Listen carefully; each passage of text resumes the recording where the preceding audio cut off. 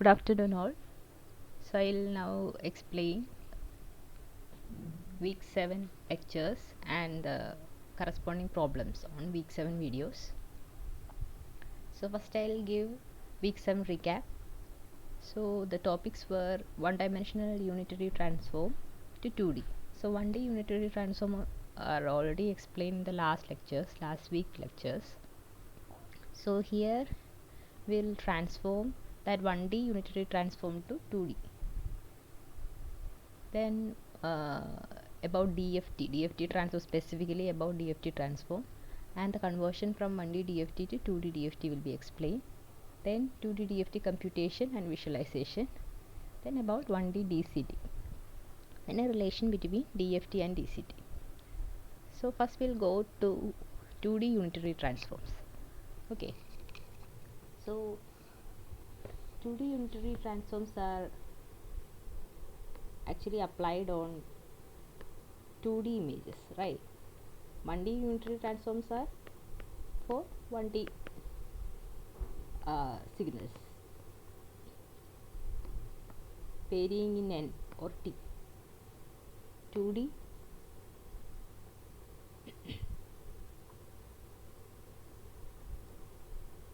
so 2D unitary transforms are on 2D images. So it will have m rows and n columns. Okay.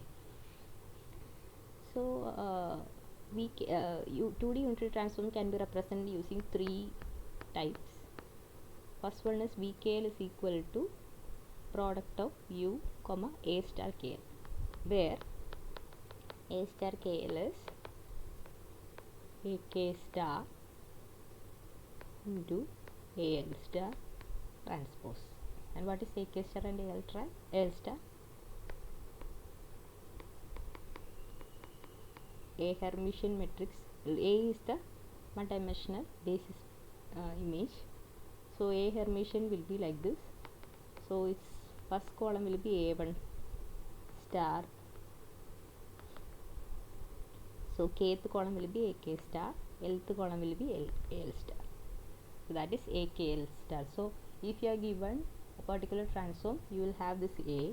From that A, you can find out AK star and AL star.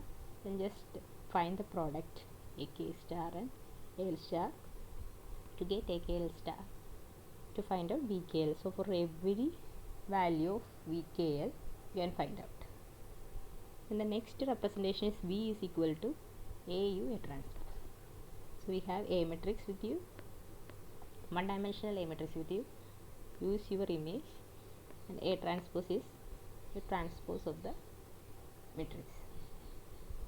That will give you V. This is also a simple method. And the third method is like this. So it is a double summation. So we'll operate on every point on the image. Okay. And the fourth method is one interesting method. V is equal to script A U, where V and U are row vectors. And we have 2D images, right? And how can we convert that to V and U row images? We just arrange the matrix as a row, that's all. Okay, so if you have U like this, you can arrange like this. First this row, then this row, then this row. So you'll get a big column matrix corresponding to U. Then you have script A. What is script A? Chronactor product of A and A, where A is the 1D unitary transform matrix.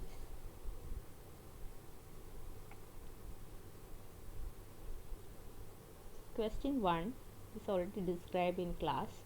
Prove that A Kronecker B whole inverse is equal to A inverse Kronecker B inverse only if A and B are square matrices. So say if A, let A is an m by n matrix, okay, then B is a n by n matrix, then only after converting that to Kronecker product, we'll get a matrix mn by mn, right? That will have an inverse. So rank of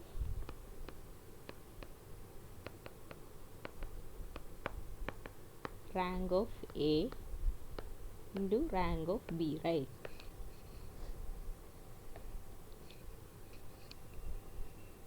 So this thing will have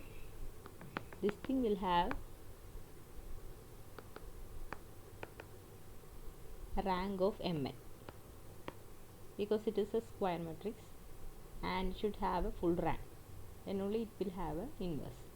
So its rank should be mn, but if A is a rectangular matrix, its rank will be, if m is greater than n, its rank will be n, and for B also its rank will be n. So A inverse, so their product will be n square. So mn will be always greater than n square, right? That is not possible. So that is the reason why only if A and B are square matrices, that equation holds. Then the lectures were about one-dimensional DFT. So this is a regular DFT equation. So this is one-dimensional unitary DFT. Unitary DFT are non-preserving, so we have to introduce a 1 by root n here. That is the difference. So from this equation we can write a DFT matrix phi. So phi can be written like this, where k and n corresponding to every element of the matrix. So if we have n equal to 2, if we have to find out n equal to 2 matrix, then what will we do? K and n will be varying from 0 to 1. So we'll write 1 by root 2 and we'll find these 4 elements. I will find out 4 elements. First element we have to substitute k and n as 0, so we'll get 1. For the next one we'll substitute n is equal to 0 and k equal to 1, so we'll get 1, again 1, and next one we'll have to substitute 1 into 1, so we'll get e raised to minus a 2 pi by 2, 1 is equal to minus 1. So we'll get a DFT matrix of order 2 like this. Similarly we can find out DFT matrices for higher orders. Then comes the diagonalization property of DFT in system point of view. So say we have a system like this. It's a 1D LTI system where F is the input and G is the output, H is the impulse response of the system. And the whole operation can be written like this, how G is equal to H F. So this thing is already explained in the week 4, I think. So we can write the system matrix as a circular matrix. Then we know that convolution in time domain is multiplication in frequency domain. So first of all we'll convert this to frequency domain. So we multiply this to frequency domain here by multiplying this with DFT matrix. So similarly we multiply with the DFT matrix here also. Then multiply phi star phi here. So we can say that this thing into this thing. So DFT of G is equal to sum phi h phi star of DFT of F. So for every value of G, it's a raw matrix, right? For every value of G, every value of DFT of F should be multiplied by a constant. So for that to be happen, phi h phi star should be a diagonal matrix. Then only we can write this matrix into this thing will be this into this. So first element, this into this will be the second element, like that.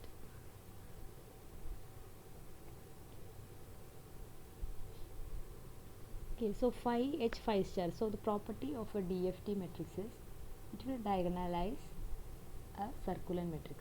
So if H is a circular matrix, it will completely diagonalize the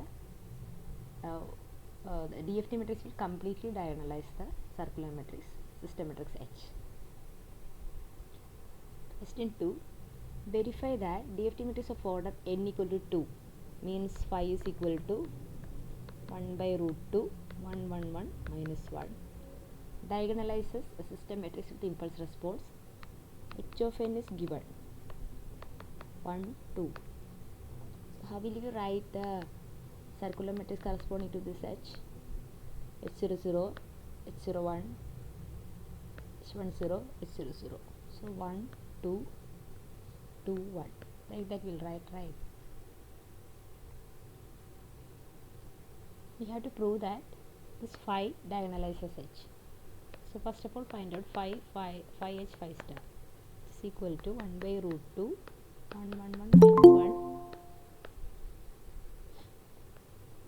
then 1 2 2 1 into phi star. Phi star will be 1 by root 2 into so this matrix is already a real matrix, so phi star will be 1 1 1 minus 1 itself.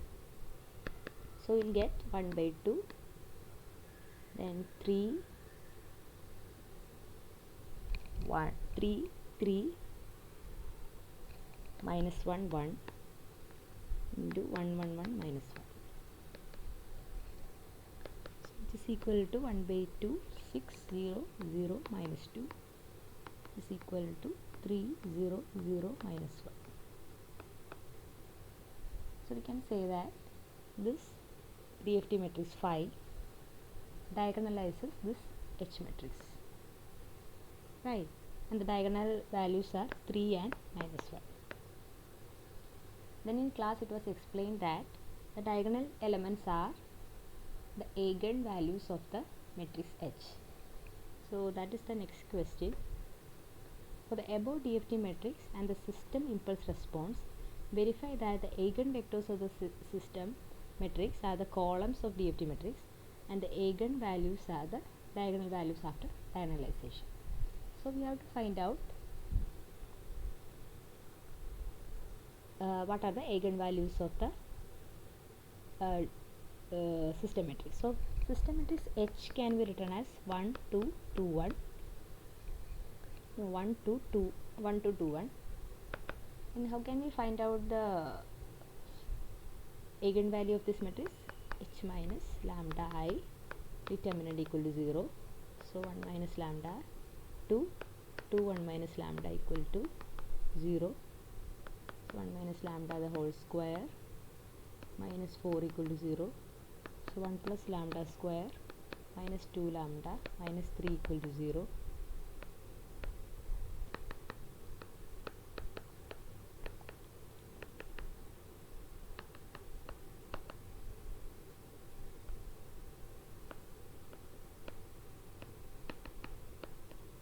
Right.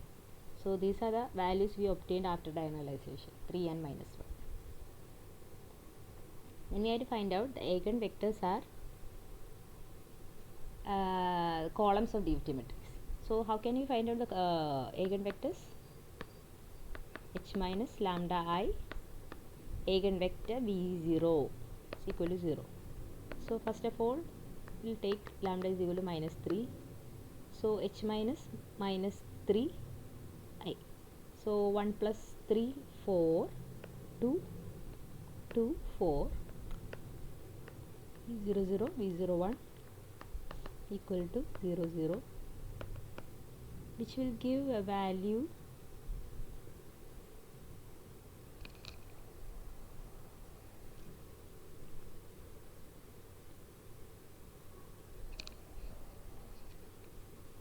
with this matrix is 3 and minus 1, right? So for 3 it is like 1 minus 2 minus 2, okay. So we'll get v01 and v0 v01 as 1 1. So after normalizing we'll get 1 by root 2 1 1. Then for lambda equal to minus 1,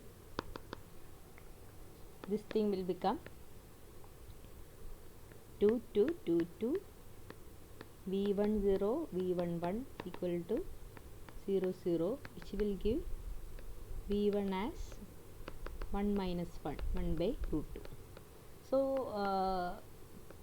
you can verify that these two vectors are the columns of DFT matrix, right? So that is surprising, because eigenvectors of the system matrix will become the columns of the DFT matrix. Then the diagonalization property in statistical point of view. Here, if you have a correlation matrix, covariance matrix R like this, if it is a fully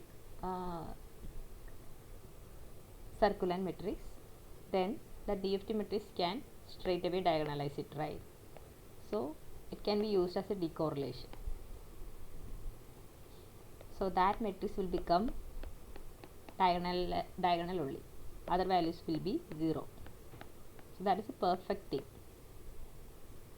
But ideally R will not be circular. So in that case, this DFT matrix, this DFT transform won't be ideal. So we have to go for other transforms. So if R is circular matrix, then it will fully diagonalize this R. DFT matrix fully diagonalizes R.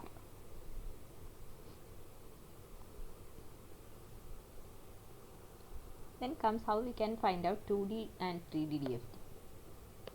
So we have 1D DFT. We have a matrix with this.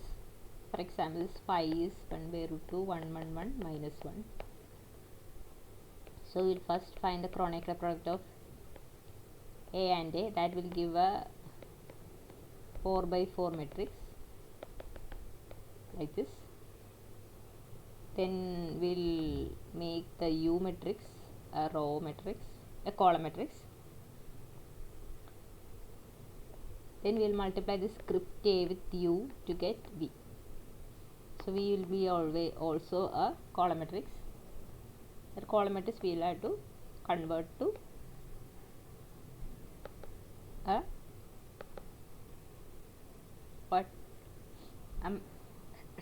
a square matrix.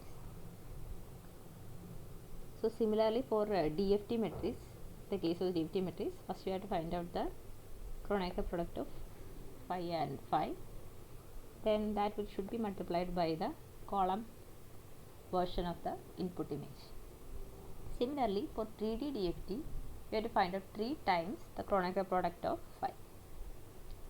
So if you are taking the rows first, so M will be along this direction. So M0, if you are finding this thing, then this thing, and then the second plane, then we have to take an order like this, like phi m and m by n. Normally those matrix won't be square or cube. So we'll have to first multiply this, first find the Kronecker product of m by m and n by n, then Kronecker product of that thing with k by k. Then we have to multiply with u. So according to how we are taking u, you can find out, you can change the order of this phi.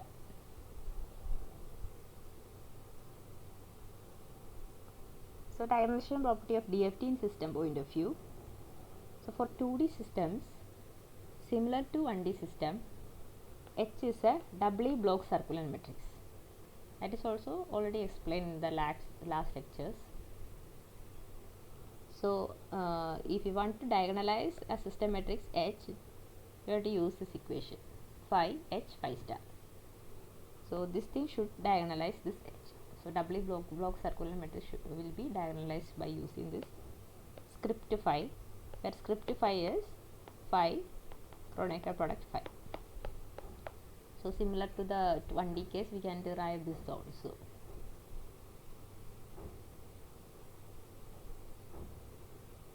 And this is a DFT visualization. So in the first figure, we can see that in what direction the changes happen. So in this direction, the y direction only, changes are there, right? In x direction there is no change. So in the spectrum, the DFT plot, we don't have a x direction frequency, like the changes, the frequency are in y direction. So we'll get a symmetry plot here and here. So this value will give the frequency in the y direction. Similarly, for the second image, the direction is in y direction only, but the frequency is more, right? Every time it is rapid, the change is rapid. So we can say that the frequency is higher. So we'll get more higher frequency than in the first case. For the third image, frequency is very high. So frequency, that bright spot appears very far away from the reference line. So its frequency is very high. That is what is explained here. So the next question is very interesting. From the given figure, choose the correct option with correct match between DFT and image. So I'm assuming that it is visible.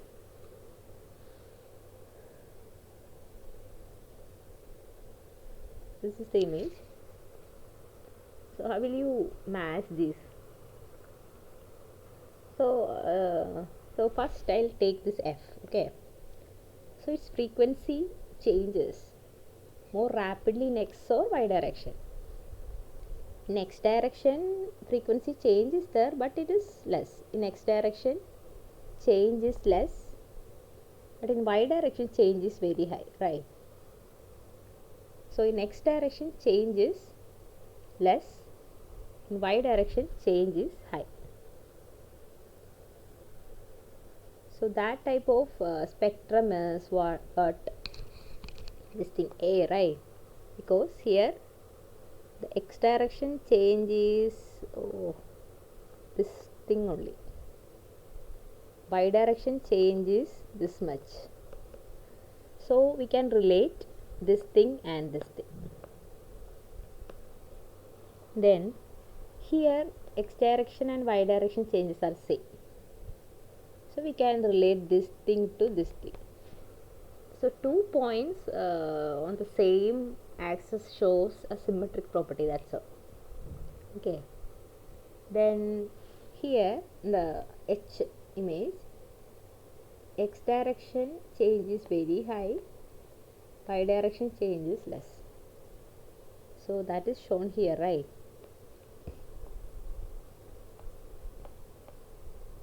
Here. So this thing is this one,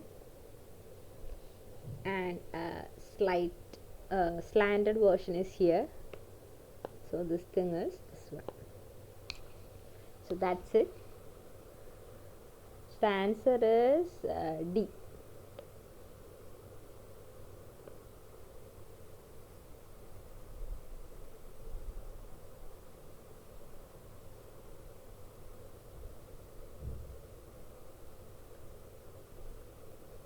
For the question 5,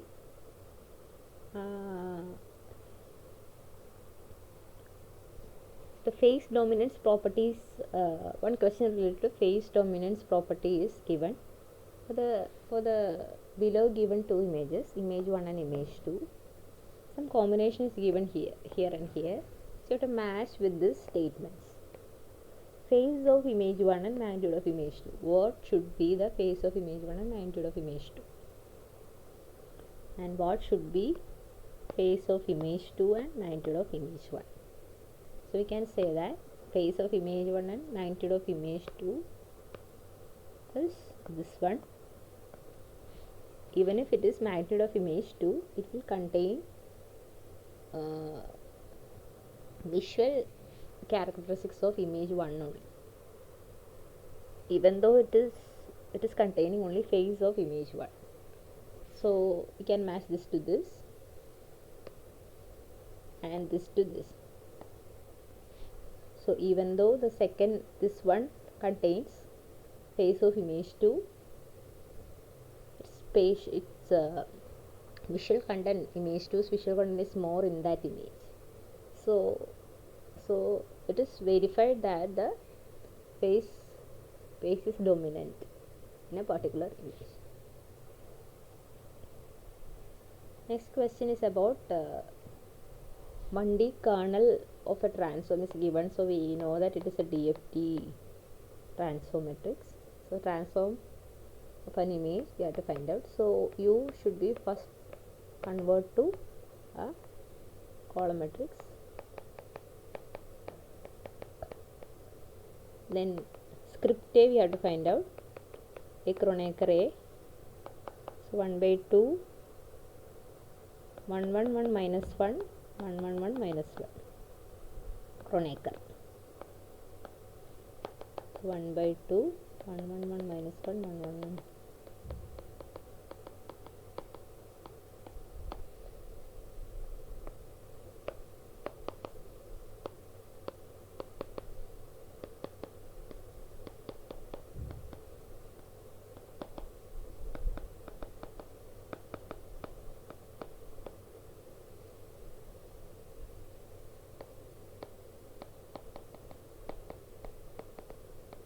So this answer you can find out. 200, 500, so 250. Here 50, 150, 150. Here 150, 100. So here 250, 0. So this should be converted to an image like this: 250, 50, 100, 0.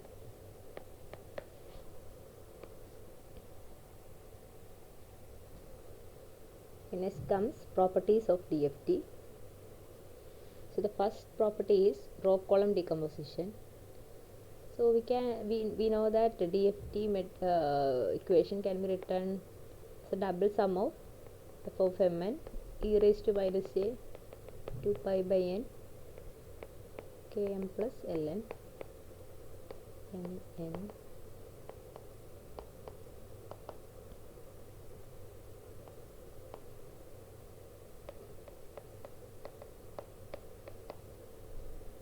So this thing can be converted to a row column decomposition. So first, if you have an image like this, we'll first find the one-dimensional DFT of every row. So one-dimensional DFT of this row, this row, this row, this row, this row.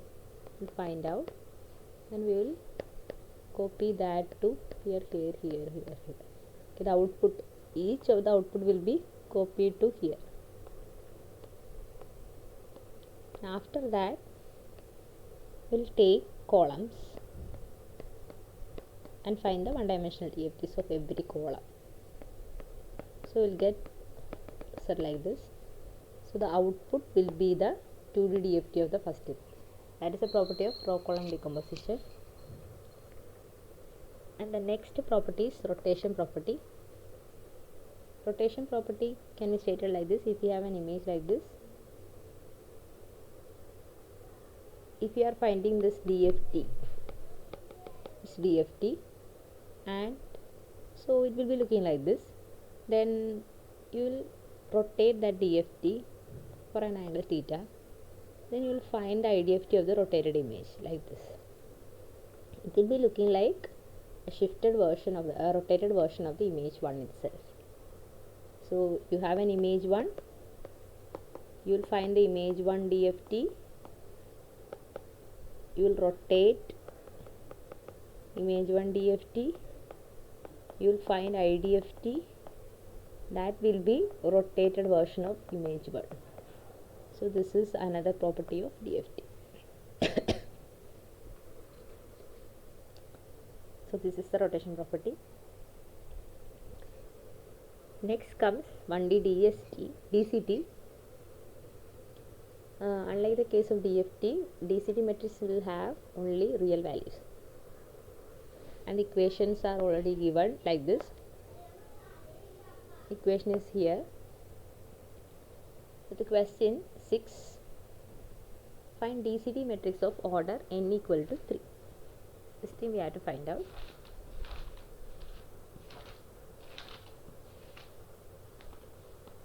Okay, so we know CKN is equal to 1 by root 10 for k equal to 0.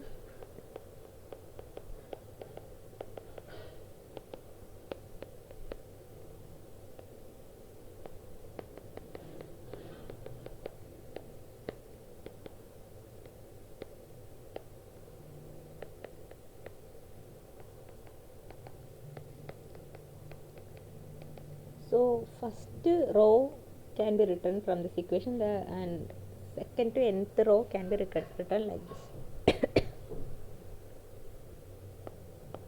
So n equal to 3 here, so 1 by root 3. So first row will be 1 by root 3, 1 by root 3, 1 by root 3,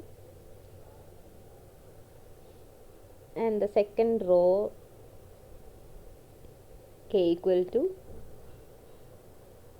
1, n equal to 0, k equal to 1, n equal to 0. So root of 2 by 3 cos pi by 6, root of 2 by 3 cos 3 pi by 6, root of 2 by 3 cos 5 pi by 6.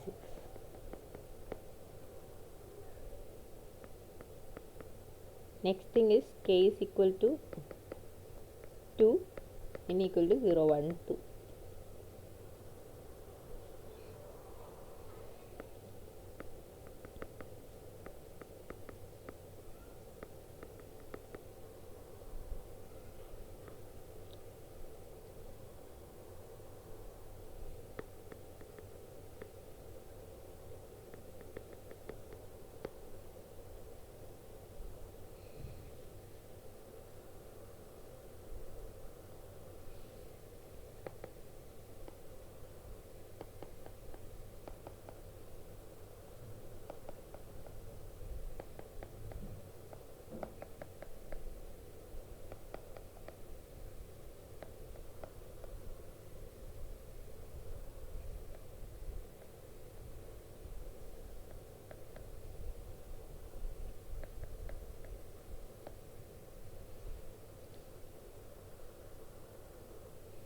So this is the answer. So for every n we can find out this DCT matrix. Then comes question 7, which of the following are true for a DCT matrix A. So we know that for unitary transforms A Hermitian is equal to I. So A inverse is equal to A Hermitian, right? For a DCT matrix, so this thing will be true. Then for a DCT matrix,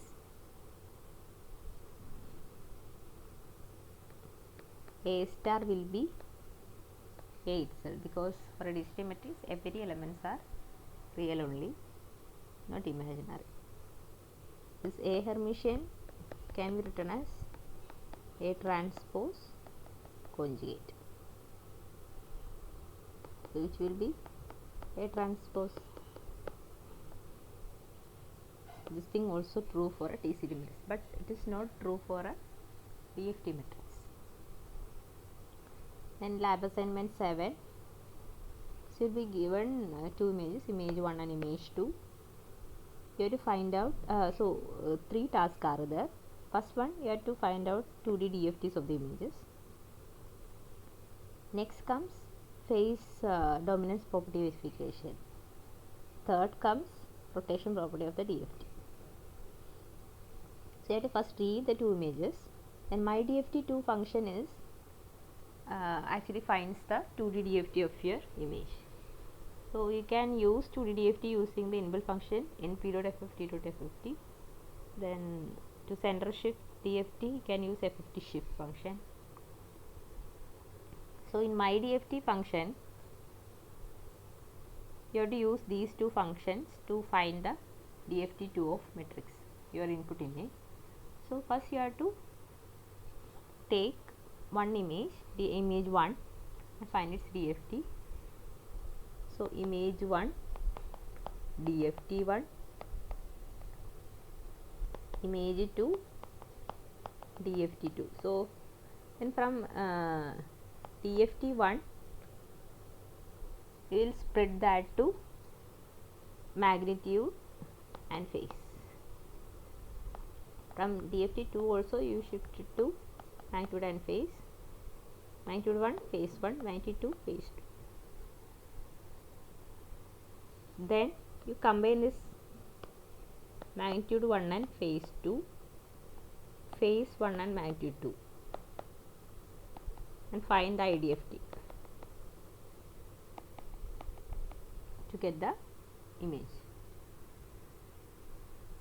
So you will get an output which gives a phase dominance property of DFT. Next comes rotation property of DFT. Here you have a rotation matrix R. So for any angle theta you have a rotation matrix R, right? Then that thing you have to multiply with your DFT. So first you have to find out DFT. So first you have to find out this image 1's DFT. Then using this rotation matrix you rotate this DFT. Okay. Then after rotating DFT you just find its IDFT. So you get an image like this. Next just rotate this image to another image and compare this A and B. So first you have an image, then find its DFT, rotate that DFT, find its IDFT, along with that find the DFT of the rotated version of the image 1 also, and compare that those matrices A and B. So those will be the same. So this is all about this lab assignment 7.